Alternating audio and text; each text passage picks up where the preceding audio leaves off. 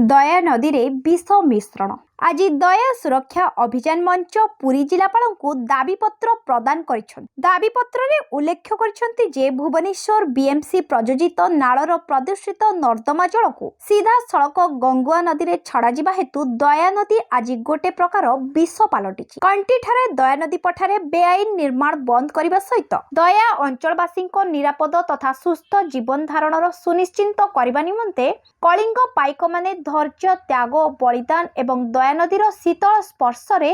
शांतिर वार्ता और वैदिक चेतना द्वारा समग्र उत्कलीय संस्कृति और ऐतिह्य परंपरा विश्व इतिहास रे चिरस्मरणीय। दया आम माँ। भुवनेश्वर महानगर निगम चरम अवहेलता जोगु सहरवासी घरोई आवर्जना पुरी जिलापाल को पुरी उपजिलापाल को और खोर्धा जिलापाल महोदय को दाबीपत्र देथिले मध्य एजावत कौन कार्यानुष्ठान ग्रहण करा जाई नाही।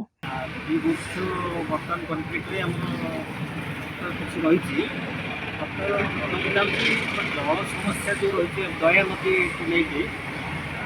प्रदूषण अवस्था ना दया जो जड़ाऊ ना नर्दमा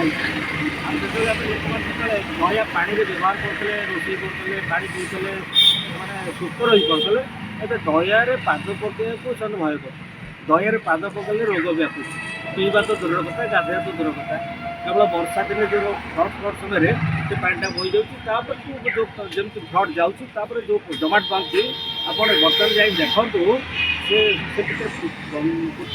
ହେଇଯାଉଛି ଆପଣ ସେ ଅଞ୍ଚଳ କରିପାରିବେ ନାହିଁ। କିନ୍ତୁ ବହୁତ ଜନସେବକ କାର୍ଯ୍ୟକ୍ରମ କରୁଛନ୍ତି ବହୁତ ବଡ଼ ପ୍ରୋଗ୍ରାମ ଚାଲିଛି କିନ୍ତୁ ଏଠି परिक्रमा भी हज़ार कोटी खर्च ही करती गोटे जल हूँ जीवन मनुष्य जीवन गोटे जल हूँ जीवन समस्त जल को छाड़ी कहीं बची पारे ना भुवनेश्वर परिअंचल धरी आम चिलिका पटु शह गाँ लोक मैंने क्षतिग्रस्त होती प्रभावित रोग व्यापुची फसल रोगी विभिन्न समस्या सृष्टि होती। सरकार बुझा दरकार गाँव लोके कौन मनीष नुहति मानव नुहति गाँ कौन एत अदूषित बाबू मानकर भुवनेश्वर सहर सहरी बाबू मानकर मलमूत्र पीवा को आम बाध्य आ सरकार जो भाई भाव में प्रायोजित भाव में मलमूत्र को सीधा सड़क खाली मलमूत्र छाड़ूना डाक्तखानार पोचा सड़ा शव एवं अंश विशेष को एवं मंचेश्वर शिल्पांचल केमिकाल युक्त पानी को सीधा सड़क गंगुआ द्वारा प्रवाहित कर दया नदी मिश्रण कर दया नदीर पानी आउ एक आमे कहूनु एनजीटी कहूची दया गंगुआ हूँ मोस्ट पल्यूटेड नदी रिभर बोली एनजीटी स्वयं डिक्लेयर करछी एवं ता सते जेतेबेले ये परिवेश मंत्री प्रदीप अमार गृहरे राज्य विधानसभा गृहरे निजे स्वीकार करछली गंगुआ एवं दया सबुठारु पल्यूटेड नदी बोली कहिसथि। आज जिलापाल महाशय अभियोग शुणाणी दिवस को आम आसलु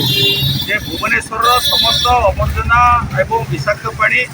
गंगुआ नाल दे दयारे पड़ुची और दयारू परवर्ती अवस्था तिरिमल ठारू आपंकर पर्यायक्रमे राजुआ और मकरा नई से विषयुक्त पानी आसई विष पानी की आपंकर कृषि क्षेत्र में व्यवहार होची पानीय जल में व्यवहार होची एवं से विष पानी आपंकर चिलिकार जैव विविधता चिलिका पानी भी विष